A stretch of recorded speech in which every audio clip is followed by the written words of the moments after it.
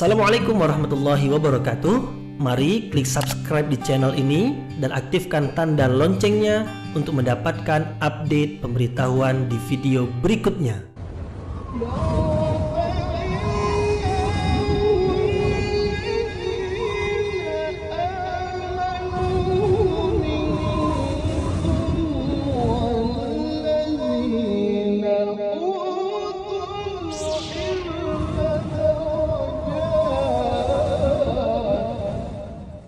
Assalamualaikum warahmatullahi wabarakatuh. Alhamdulillahi rabbil alamin wa bihi nasta'inu ala umuri dunya waddin, nasta'inuhu wa nastaghfiruh wa na'udzu billahi min shururi anfusina wa min sayyiati a'malina. فَمَنْ يَهْدِ اللَّهُ فَلَا مُضِلَّ لَهُ وَمَنْ يُضْلِلْ فَلَا هَادِيَ لَهُ أَشْهَدُ أَنْ لَا إِلَهَ إِلَّا اللَّهُ وَحْدَهُ لَا شَرِيكَ لَهُ وَأَشْهَدُ أَنَّ مُحَمَّدًا عَبْدُهُ وَرَسُولُهُ لَا نَبِيَّ بَعْدَهُ أَمَّا بَعْدُ. Kita bersyukur kepada Allah Subhanahu wa taala yang masih melimpahkan rahmat dan nikmat. Kita bersyukur dengan mengucapkan Alhamdulillahi Rabbil Alamin. Tidak lupa pula bersalawat kepada Rasulullah sallallahu alaihi wasallam dengan mengucapkan Allahumma salli ala Sayyidina Muhammad wa ala ali Sayyidina Muhammad. Dan bersalam kepada Rasulullah dengan mengucapkan Assalamu alayka ya Rasulullah. Alhamdulillah kita dapat kembali meneruskan pengajian tafsir ayat-ayat suci Al-Quran yang insyaAllah kita akan teruskan kepada ayat yang ke-255 dari surah Al-Baqarah, yaitu ayat yang disebut juga sebagai ayatul kursi, ayat kursi. Dan rata-rata di antara kita sudah mengetahui tentang ayat kursi, dan ayat ini adalah ayat yang sangat agung dan utama sekali, memiliki kelebihan yang banyak, dan alangkah ruginya apabila kita tidak mengenal, tidak mengetahui kandungan yang ada di dalam ayat yang agung dan mulia ini. Ayatul kursi adalah ayat yang menjelaskan tentang Allah Subhanahu wa taala. Di dalam ayat ini meskipun satu ayat, tetapi Allah menjelaskan tentang dirinya 17 kali. Seperti yang disebutkan oleh Imam Ahmad, 17 kali Allah menyebutkan dirinya di dalam ayat ini. Bermakna dari ayat ini nanti kita akan dapat menambah pengetahuan tentang Allah 17 kali, atau 17 kali kita akan dapat membahaskan tentang siapa Allah Subhanahu wa taala. Akhirnya dengan ayat Al-Kursi ini kita akan mengenal Allah. Dengan mengenal Allah, maka akan dapatlah kita mengetahui hakikat hidup yang sebenar ketika kita berada di dunia ini dan ketika kita berada di akhirat nanti. Kemudian dengan mengenal Allah, maka selanjutnya kita akan dapat meyakini Allah, tingkatan yang lebih tinggi bagi orang-orang beriman. Kemudian apabila sampai pula ke tingkat meyakini Allah, akan naik lagi ke tingkat mencintai Allah Subhanahu wa taala. Permulaannya adalah mengenal Allah. Kalau tidak mengenal Allah, tidak akan mungkin meyakini Allah. Tidak meyakini Allah, tidak akan mungkin mencintai Allah. Dan apabila sudah sampai ke tahap mencintai Allah, akan naik lagi ke tingkatan yang lebih tinggi lagi, yaitu ke tingkat merindukan Allah Subhanahu wa taala. Nah, tidak akan mungkin sampai ke tahap merindukan Allah kalau tidak mengenal Allah. Jadi mengenal Allah ini adalah permulaan untuk sampai ke tingkat yang lebih tinggi apabila kita ingin mendapatkan kedudukan sebagai hamba-hamba yang berkedudukan tinggi di hadapan Allah Subhanahu wa taala.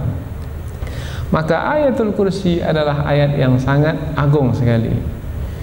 Nabi sendiri pernah bertanya kepada salah seorang sahabat, yang bernama Ubay bin Ka'ab.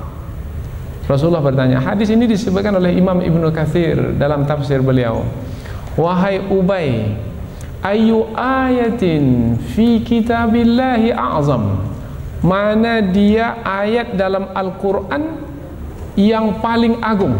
Nabi yang bertanya ke sahabat. Biasanya sahabat yang bertanya kepada Nabi. Kalau sahabat yang bertanya kepada Nabi, bermakna sahabat itu bertanya sesuatu yang tidak diketahui dan mengharapkan Nabi untuk menjawabnya. Ini pula Nabi yang menjawab ke Nabi yang bertanya kepada sahabat. Mungkinkah sahabat dapat menjawabnya? Tidak. Lalu apa tujuannya Nabi bertanya kepada sahabat? Tujuannya untuk menampakkan jawaban itu nanti, untuk memunculkan, untuk memberikan penegasan kepada jawaban itu nanti. Maka Ubay bin Ka'ab pun menjawab, Allahu wa rasuluhu a'lam, hanya Allah dan Rasulnya lah yang tahu ayat yang paling agung di dalam kitab Allah. Kemudian Nabi mengulang sekali lagi, faraddahu miraran, Nabi mengulang sekali lagi, mana dia ayat yang paling agung di dalam kitab Allah. Ubay bin Ka'ab sekali lagi mengatakan, Allah dan Rasulnya yang lebih tahu. Sampai berkali-kali, akhirnya Ubay pun menjawab dengan ilmu yang ada padanya. Ubay menjawab, ayatul kursi. Ayat yang paling agung dalam kitab Allah adalah ayat kursi. Kemudian Nabi menyebut, mudah-mudahan ilmu yang ada padamu yang menetapkan bahwasanya ayat yang paling agung adalah ayat kursi adalah ilmu yang akan menyenangkanmu, wahai Ubay bin Ka'ab. Maknanya Allah menetapkan itu adalah jawaban yang benar. Dengan ilmu yang ada pada Ubay dan memberikan jawaban yang benar, akan menyenangkan Ubay dalam menjalani hidup, karena akan mengenal hakikat hidup ini melalui ayat yang agung dan mulia itu. Bahkan apabila kita perhatikan ayat-ayat Al-Quran yang lainnya, terhimpun sebenarnya di dalam ayatul kursi. Nanti kita akan lihat melalui kandungannya. Banyak sekali hadis-hadis Rasulullah yang menjelaskan tentang kelebihan ayatul kursi ini. Dan nantilah kita akan sampaikan dalam satu pengajian khusus setelah kita terangkan semua kandungan ayatul kursi, apa saja fadilat, yaitu kelebihan dari ayatul kursi ini. Tadi salah satu saja yang baru kita sebut, yaitu ayatul kursi ini ayat yang paling agung dari ayat-ayat Al-Quran. Berapa banyak ayat Al-Quran? 6.000 lebih. Nah, dari ayat yang 6.000 lebih itu, nah, yang paling agung adalah ayatul kursi. Bahkan ada riwayat dari Rasulullah SAW bahwasanya ayatul kursi ini langsung dikeluarkan dari bawah arash. Ustukhrijat la ilaha illa huwal hayyul qayyum min tahtil arash, dari bawah arash. Dalam hadis riwayat Imam Ad-Dailami pula disebutkan bahwasanya Sayyidul Kalam Al-Quran, sesungguhnya penghulu dari sekalian perkataan adalah Al-Quran. Wa Sayyidul Quran Al-Baqarah, dan penghulu dari Al-Quran, kalau disebut penghulu adalah yang paling utama. Yang paling utama dari Al-Quran adalah Al-Baqarah. Wasayyidul Baqarah, dan yang paling utama dari ayat-ayat surah Al-Baqarah itu adalah ayatul kursi, ayat kursi. Jadi ayat kursi, ayat pilihan, ayat pilihan, ayat pilihan. Ayat kursi, ayat pilihan dari Al-Baqarah. Al-Baqarah adalah ayat pilihan dari Al-Quran. Al-Quran adalah pilihan dari perkataan-perkataan yang banyak, karena ia adalah perkataan Allah yang maha suci. Sudah nampak? Nantilah akan kita terangkan satu persatu riwayat yang menjelaskan tentang ayatul kursi. Risau, gelisah, takut, ambil ayatul kursi. Ayatul kursi ini ayat yang akan insyaAllah menyelesaikan masalah kita, apalagi disebabkan karena gangguan dari syaitan. La tuqra'u fi baitin fihi syaitan, tidaklah ayat kursi itu dibaca dalam satu rumah yang di dalam rumah itu ada syaitan, illa kharaja minhu, melainkan syaitan itu akan keluar dari rumah tersebut, tak mampu bertahan. Jadi tak perlu lagi pergi ke tukang-tukang ruqyah, tak perlu. Kita sendiri membaca ayatul kursi. Orang yang pergi ke tukang ruqyah itu karena dia tak percaya dengan ayat yang dia baca sendiri. Tak percaya itu karena dia mungkin tidak mengetahui kandungan yang terdapat di dalamnya. Kalau kita mengetahui kandungannya, mengenal Allah melalui kandungannya, akan meyakini. Kalau meyakini, tak perlu orang lain lagi, kita sendiri yang akan membacanya. Baru kita minta orang lain kalau kita tak mampu lagi membacanya. Umpamanya kita dah sakit, umpamanya mulut sudah tak bisa lagi bergerak, ketika itu barulah kita minta bantuan orang lain. Tetapi selagi kita mampu membacanya sendiri, kita sendiri membacanya, itu adalah yang lebih baik. Baik, sekarang kita lihat kandungan ayat ini terlebih dahulu. Nanti di akhir pengajian insyaallah kita akan menyampaikan riwayat-riwayat yang menjelaskan tentang kelebihan ayatul kursi. Allah Subhanahu wa taala berfirman, a'udzubillahi minasyaitonir rajim, bismillahirrahmanirrahim. Allahu la ilaha illa huwal hayyul qayyum, la ta'khudhuhu sinatu wala naum, lahu ma fis samawati wa ma fil ard, man dzal ladzi yashfa'u 'indahu illa bi idznihi, ya'lamu ma baina aydihim wa ma khalfahum, ولا يحيطون بشيء من علمه إلا بما شاء وسع كرسيه السماوات والأرض ولا يؤوده حفظهما وهو العلي العظيم. Allah berfirman, Allah la ilaha illa huwa, tidak ada Tuhan yang patut disembah dengan kebenaran melainkan Dia Allah. Al-Hayyul Qayyum, yang hidup kekal lagi mengurus makhluk secara terus menerus. La ta'khudhuhu sina, tidak didatangi oleh kantuk. Wala naum, dan tidak pula didatangi oleh tidur. Lahu ma fis samawat, milik Allah lah apa saja yang ada di langit. Wa ma fil ard, dan apa saja yang ada di bumi. Man dzalladzi yashfa'u 'indahu illa bi'idznih, tidak ada sesiapa yang mampu memberikan pertolongan di sisinya, di sisi Allah, kecuali dengan izinnya, izin Allah. Allah izinkan, dapat menolong. Allah tak izinkan, tidak dapat menolong. Ya'lamu ma baina aydihim, Allah mengetahui apa yang ada di hadapan mereka. Wa ma khalfahum, dan apa yang ada di belakang mereka. Wala yuhituna bi syai'in min ilmihi, dan tidaklah mereka itu menguasai sesuatu dari ilmu Allah illa bima syaa, kecuali apa-apa yang Allah kehendaki. Allah kehendaki kita menguasai di antara ilmu Allah yang Allah berikan kepada kita. Kalau Allah tidak kehendaki, maka kita tidak dapat menguasai apa-apa dari ilmu Allah yang ada. Wasi'a kursiyuhus samawati wal ard, dan kursinya, kursi Allah meliputi langit dan bumi. Nanti kita akan terangkan apa makna kursi. Dan ayat ini disebut sebagai ayat kursi karena ada perkataan kursi di dalam ayat ini. Wala ya'uduhu hifdhuhuma, dan tidaklah Allah itu lemah dalam menjaga keduanya langit dan bumi. Wa huwal aliyyul azim, dan dialah Allah yang maha tinggi lagi maha agung. Jadi kita tengok ayat ini semuanya menceritakan tentang Allah. Tidak ada menceritakan tentang makhluk, tidak, semua menceritakan tentang Allah. Allah tidak ada Tuhan yang patut disembah dengan kebenaran melainkan Dia. Siapa Dia yang dimaksudkan? Allah. Al-Hayyu, yang hidup kekal. Siapa Dia? Allah. Al-Qayyum, yang menguruskan perkara makhluk secara terus menerus. Siapa Dia? Allah. Tidak didatangi oleh kantuk. Siapa? Allah. Semua menerangkan tentang Allah. Berapa kali? Imam Ahmad menyebutkan 17 kali. Mana yang 17? Bisa dihitung.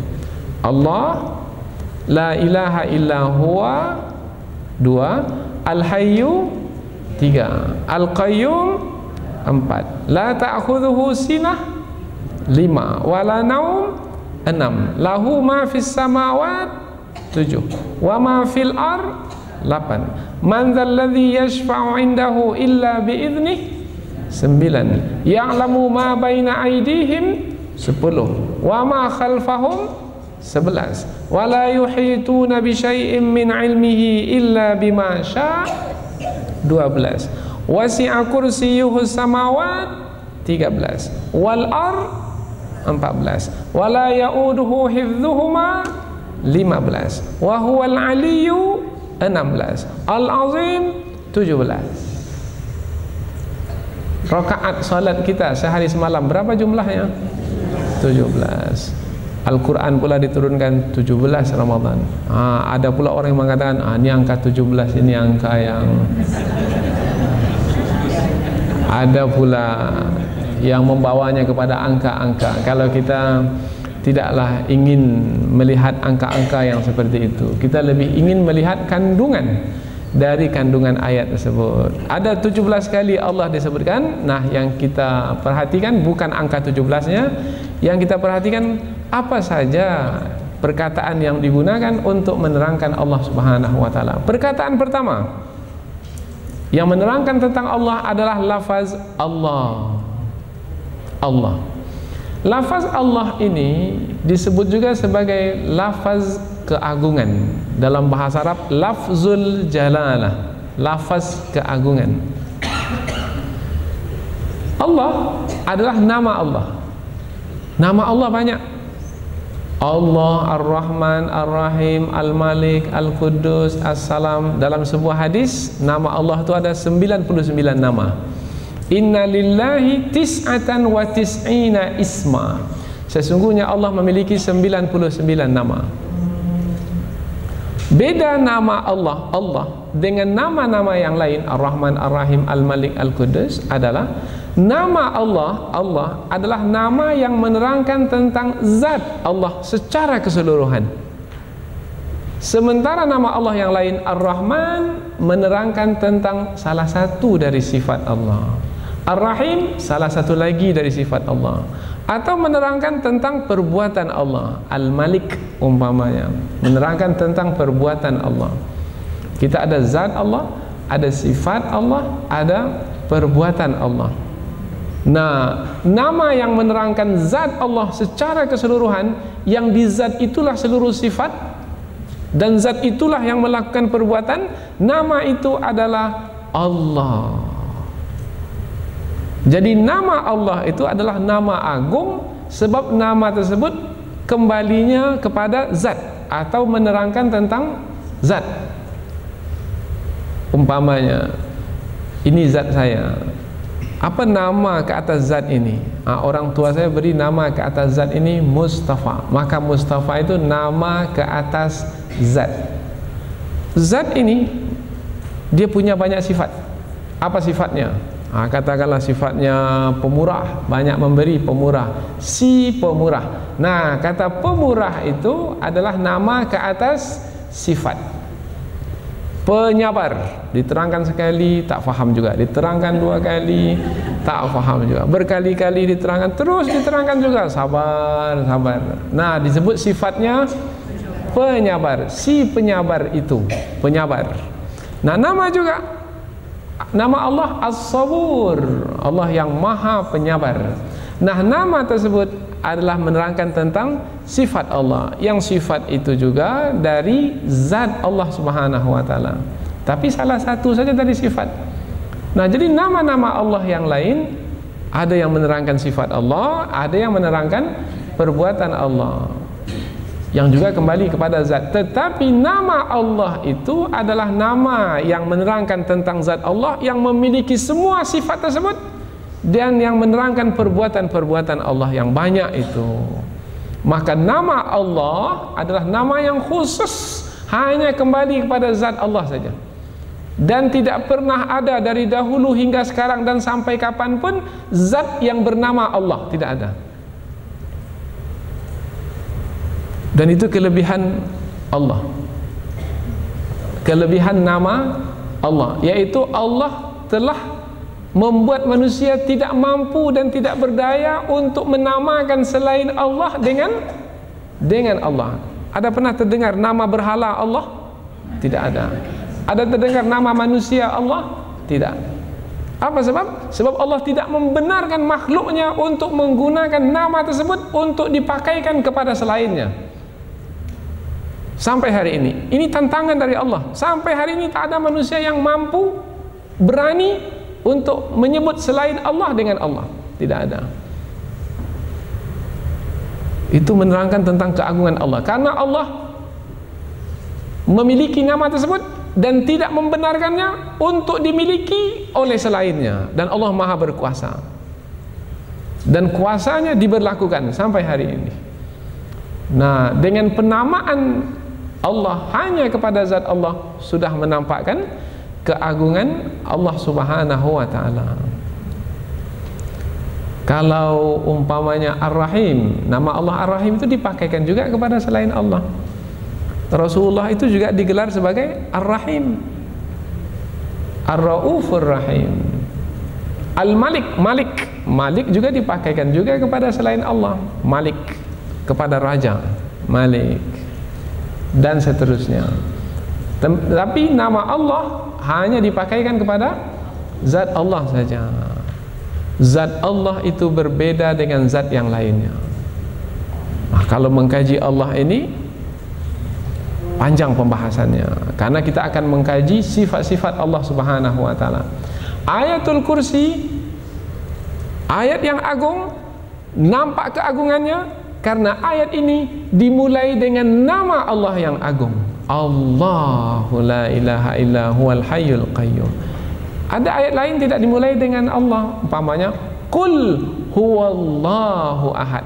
Katakanlah dialah Allah yang Maha Esa. Masih ada kata yang lain sebelumnya. Tapi kalau ayatul kursi langsung saja kata pertamanya Allahu la ilaha illa huwal hayyul qayyum. Allah. Allah disebut juga sebagai wajibul wujud. Ini siapa yang belajar tentang sifat-sifat Allah Subhanahu wa ta'ala mengetahui makna wajibul wujud.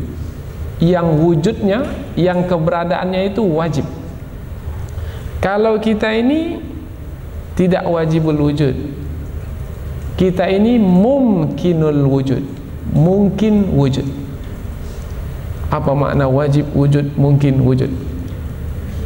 Kalau wajib wujud, mesti wujudnya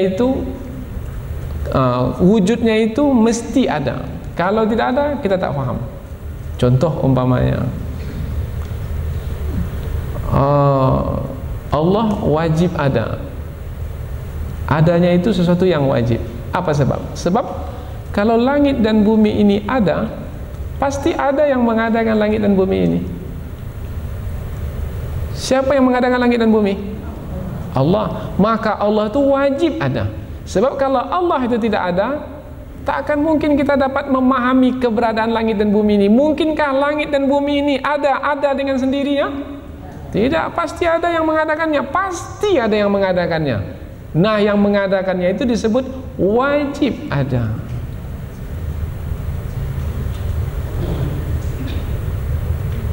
Kita ini tidak wajib ada. Kita ini mungkin ada. Keberadaan kita itu mungkin saja. Umpamanya manusia itu ada karena ada ayah dan ibunya. Ya, itu biasanya kita sebut ya. Tetapi ayah dan ibu itu jangan dikatakan wajib ada sehingga anak itu ada. Enggak. Karena ada juga anak lahir tanpa ayah. Jadi ayah ibu itu bukan wajib ada sehingga anak itu menjadi ada. Enggak. Karena di sana ada Nabi Isa alaihissalam, lahir dari ibu tetapi tidak memiliki ayah. Jadi ayah ibu itu bukan wajib ada, tetapi hanya mungkin saja, satu kemungkinan.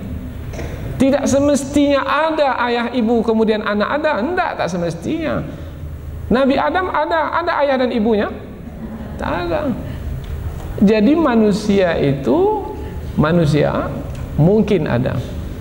Atau penjelasan lain lagi, kalau wajib ada, dari sisi waktu wajib ada selama-lamanya.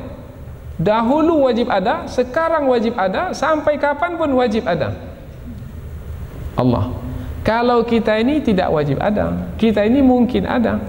Sekarang ada, tetapi sebentar lagi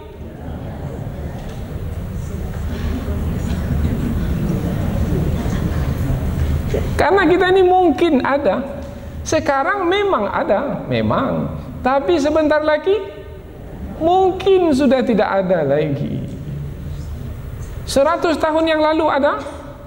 Tidak ada. Maka kita ini bukanlah yang wajib ada sepanjang masa, tetapi Allah adanya wajib sepanjang masa. Dahulu ada, sekarang ada, sampai kapanpun ada. Bermakna mana yang lebih sempurna, keberadaan kita, keberadaan makhluk, atau keberadaan Allah? Maka kalau disebut Allah, sifatnya sempurna. Kalau disebut selain Allah, tidak sempurna. Itu makna Allah. Jadi sebut saja Allah, Allahu la ilaha illa huwal hayyul qayyum, Allah, maka yang difahami sempurna.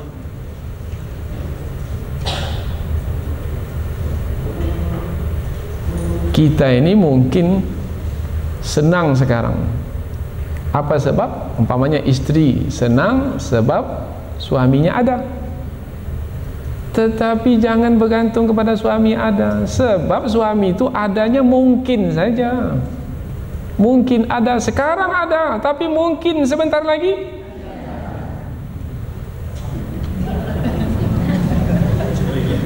tidak ada. Jadi kalau bergantung kepada suami, sekarang senang gembira, tapi kalau suami sudah tak ada lagi, maka sepatutnya kalau mau bergantung juga, bergantunglah kepada yang keberadaannya ada selama-lamanya, Allah. Itu dia. Kafir Quraisy dahulu, menggantungkan dirinya kepada selain Allah, kepada berhala yang sifatnya tak sempurna. Mendengar tidak, melihat tidak, membantu pun tidak, tidak punya sifat kesempurnaan. Bahkan berhala itu mereka sendiri yang buat, mereka sendiri yang ukir. Bahkan ada di antara berhala itu berupa makanan. Lapar mereka makan sendiri berhala mereka. Tak punya sifat kesempurnaan. Nah, sepatutnya yang dijadikan Tuhan adalah yang memiliki sifat kesempurnaan. Di antara sifat kesempurnaan Tuhan adalah wajib ada. Wajib ada dari sisi waktu, wajib ada dari sisi waktu adalah ada sepanjang waktu, sepanjang masa. Itu dari sisi waktu. Dari sisi tempat pula, kalau wajib ada, Allah itu wajib ada. Dari sisi tempat, Allah itu wajib ada di mana-mana.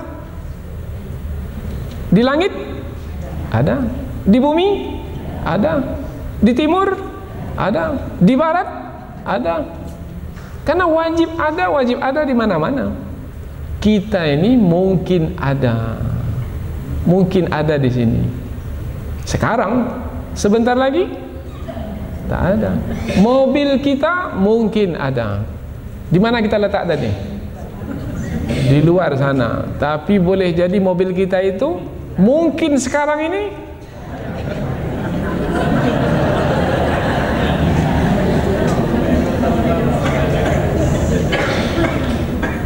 Nah, kalau kita gantungkan diri kepada selain Allah, sampai masanya nanti akan kecewa. Apa sebab? Sebab yang mungkin ada sampai masanya akan binasa. Kullu man 'alaiha fan. Setiap yang ada di muka bumi ini akan binasa. Wa yabqa wajhu rabbika dzul jalali wal ikram. Dan yang akan kekal hanyalah wajah Tuhanmu, zat Tuhanmu yang maha agung lagi maha mulia. Maka ketika disebut Allah, maka kembalinya kepada zat yang agung, yang wajibul wujud. Kalau mau mengkaji lebih dalam tentang ini, belajarlah sifat-sifat Allah Subhanahu wa taala. Yang perlu kita sebut di sini adalah ketika nama Allah disebut, ia kembali kepada zat yang zat itu memiliki sifat sempurna, yang ianya disebut sebagai wajibul wujud. Mengapa kita sebut kata wajibul wujud? Sebab di sana selain Allah, yang diciptakan oleh Allah, ia disebut mumkinul wujud, yang wujudnya itu mungkin ada, mungkin tidak ada. Sekarang ada, tapi mungkin sebentar lagi tidak ada, dan pasti akan binasa kalau sudah kiamat tiba. Jadi rugi manusia kalau menggantungkan diri kepada yang ada dan kemudian pada akhirnya tidak ada. Nanti akan kecewa. Menyembah berhala, pada akhirnya berhala itu hancur binasa di hari kiamat. Nah, minta tolong kepada siapa lagi di hari kiamat? Di dunia minta tolong, wahai berhala, sembuhkanlah penyakit kami. Nah, sekarang. Tapi kalau berhala itu juga sudah dihancurkan nanti bersama dengannya, kepada siapa dia minta tolong? Atau berhala yang disembah itu di darat, kemudian dia pergi berlayar di tengah laut, datang taufan atau ombak besar mau menenggelamkannya, kepada siapa minta tolong? Sekarang di tengah laut, Tuhan yang disembah itu di darat. Itulah kebodohan manusia. Dan manusia itu ketika ia mengetahui bahwasanya dia tidak mampu meminta tolong dan tidak akan mungkin berhalanya di darat itu akan menolong, ketika itu ia meminta tolong kepada yang menciptakannya dan yang menciptakan alam semesta ini, yang menciptakan angin yang berhembus, yang menciptakan gelombang atau ombak yang akan menenggelamkan. Fa idza raqibu fil fulki, ketika mereka naik bahtera kemudian taufan akan menenggelamkannya, da'awullaha mukhlishina lahuddin. Da'awullah, disebut kata Allah, mereka pun menyeru Allah. Kalau disebut Allah, bukan berhala, karena nama Allah tidak dipakaikan kepada selain Allah. Kalau disebut nama Allah, bermakna kepada yang menciptakan alam semesta ini. Mukhlishina lahuddin, dengan ikhlas, hanya Allah yang diseru, selain Allah dilupakan. Falamma najahum ilal bar, tetapi ketika diselamatkan kembali ke darat, fa idahum musyrikun, kembali mereka menyekutukan Allah. Itu nama Allah, lafaz keagungan. Panjang pembahasannya, kita teruskan. La ilaha illa huwa, tidak ada Tuhan yang berhak disembah dengan kebenaran melainkan Dia. Setelah Allah menerangkan tentang namanya Allah, kemudian Allah beritahukan bahwasanya dirinya adalah la ilaha illa huwa, tidak ada Tuhan yang patut disembah dengan kebenaran melainkan Dia. La ilaha, tidak ada Tuhan. Ini penafian. Penafian maknanya menidakkan. Tidak ada Tuhan illa huwa, kecuali Dia. Maknanya tidak ada Tuhan selain Allah. Tuhan yang sebenarnya hanyalah Allah. Maksudnya berhala bukan Tuhan, matahari bukan Tuhan, bintang bukan Tuhan, bulan bukan Tuhan, apalagi yang lain yang disembah oleh manusia. Lembu, sapi seperti di India bukan Tuhan. Buaya seperti yang disembah di Irian Jaya bukan Tuhan. Gajah bukan Tuhan. Manusia, Nabi Isa bukan Tuhan. Siapapun apapun selain Allah bukan Tuhan. La ilaha illallah, tidak ada Tuhan kecuali Allah. Jadi di sini penetapan Allah sebagai Tuhan dan penafian selain Allah sebagai Tuhan.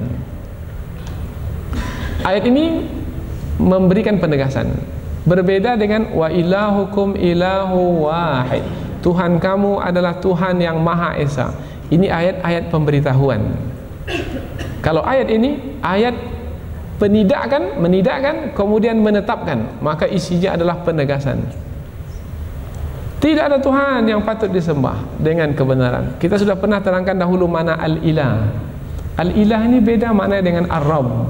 Dalam terjemahan sama-sama maknanya. Al-ilah Tuhan, Ar-Rabb pun Tuhan. Tetapi al-ilah Tuhan pemakaiannya adalah berkaitan dengan ibadat. Kalau disebut ibadat, kaitannya dengan perintah dan larangan. Solat, ibadat. Apa sebab? Sebab perintah Allah. Nah, kita solat, kita beribadat karena kita menjalankan perintah Allah. Maksudnya, la ilaha illa huwa, tidak ada yang patut diikuti perintah kecuali perintah Allah. Tidak ada yang patut kaitan dengan larangan.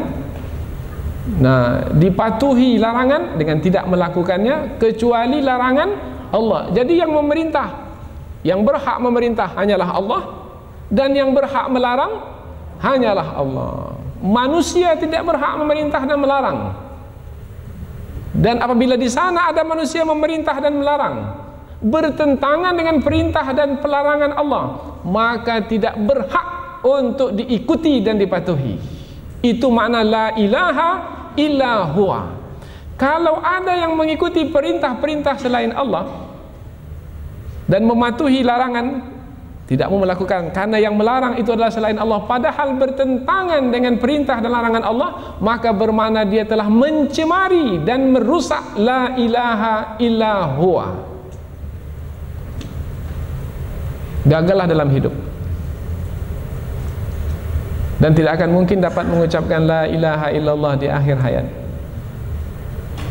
Dan kalau tidak dapat mengucapkannya, maka gagallah ia di dalam hidup.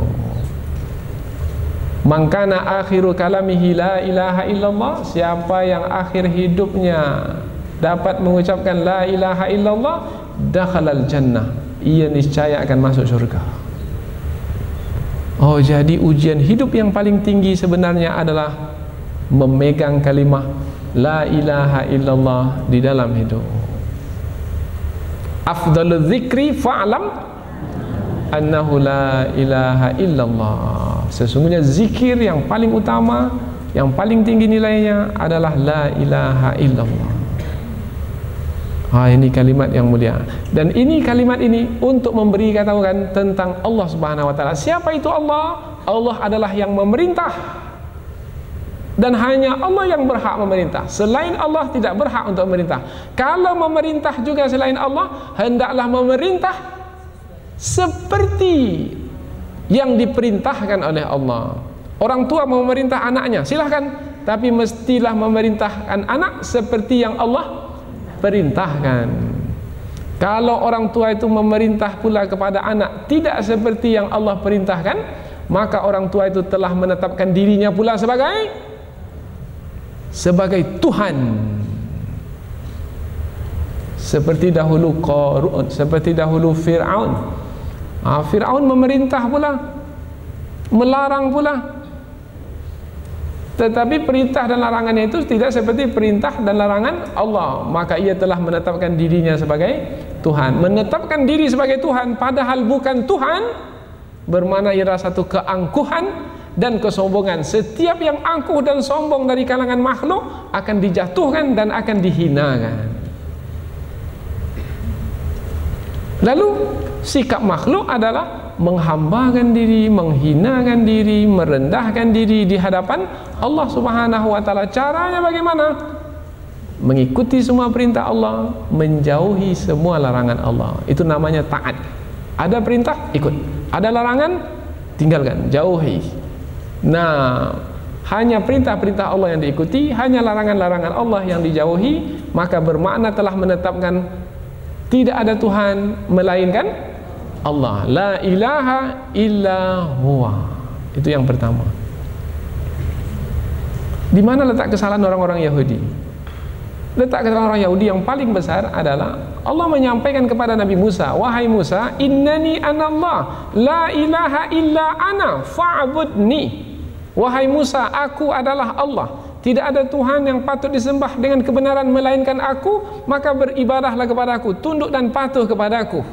Orang-orang Yahudi yang mengaku pengikut Nabi Musa bukannya menuhankan Allah saja, mereka menuhankan pula selain Allah dengan mengatakan Uzair anak Allah. Maka terkeluarlah mereka dari kalangan orang-orang beriman yang mentauhidkan Allah. Hilang pegangan, tidak lagi memegang kalimah la ilaha illallah. Orang-orang Kristen juga begitu.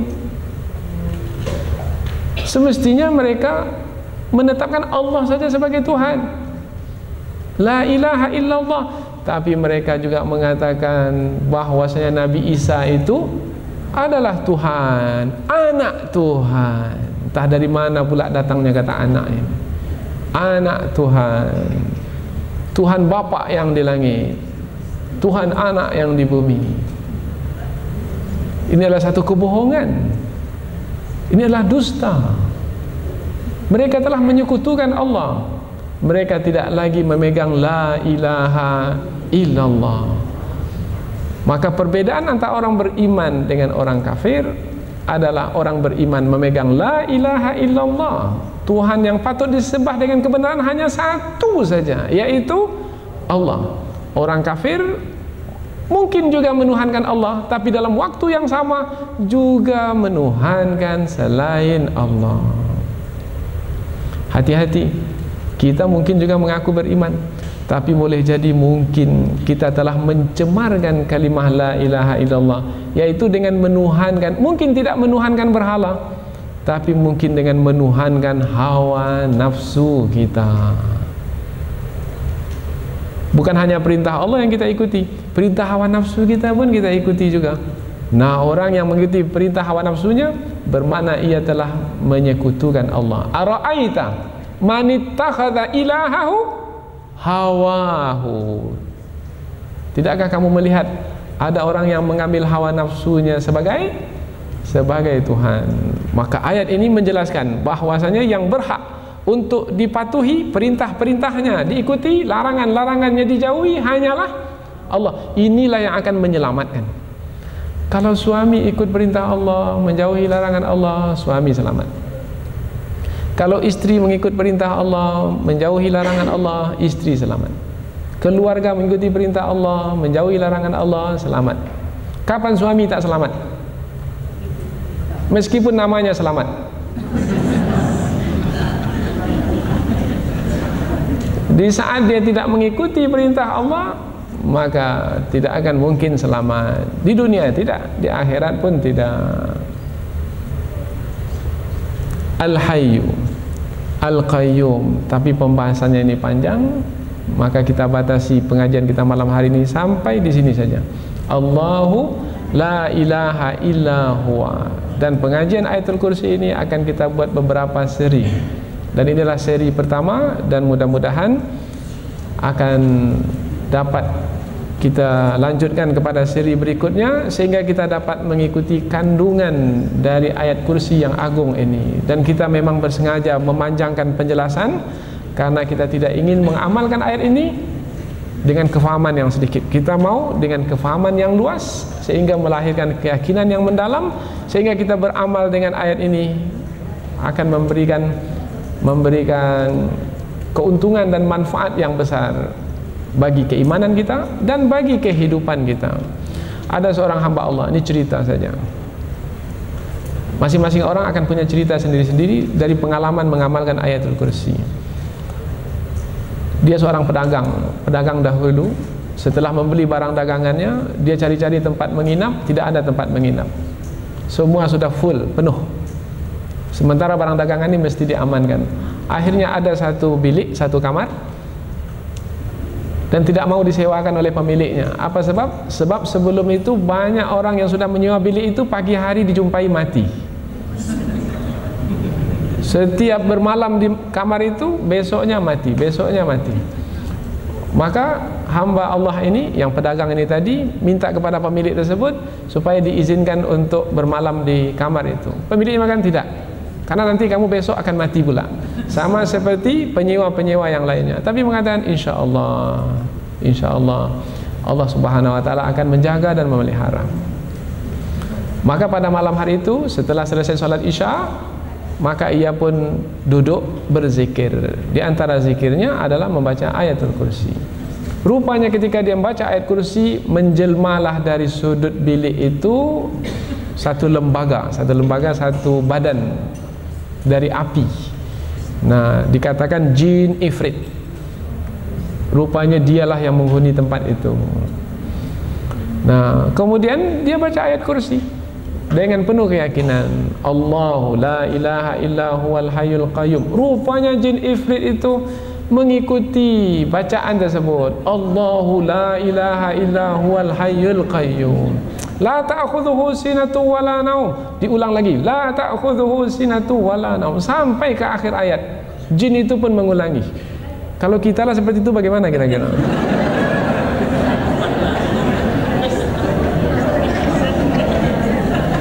Mungkin kita jadi takut. Apa sebab? Sebab keyakinan kita tak sempurna. Jin itu mengulangnya supaya kita jadi ragu-ragu. Ragu-ragu bahwasanya yang kamu baca itu tidak akan mungkin dapat menyelamatkanmu. Kamu baca, aku pun juga baca. Kira-kira demikianlah, untuk meragukan kita. Tapi hamba Allah ini dia yakin, dia ulang sekali lagi. Kali kedua diulang pula, kali ketiga sampai 10 kali. Pada kali ke-10 sampai wala ya'uduhu hifdzuhuma wa huwal aliyul azim, jin itu tak mampu mengulangi dan dia pun terbakar. Tenang hati, dia pun tidur. Besok bangun selamat. Terkejut pemilik rumah, masih hidup.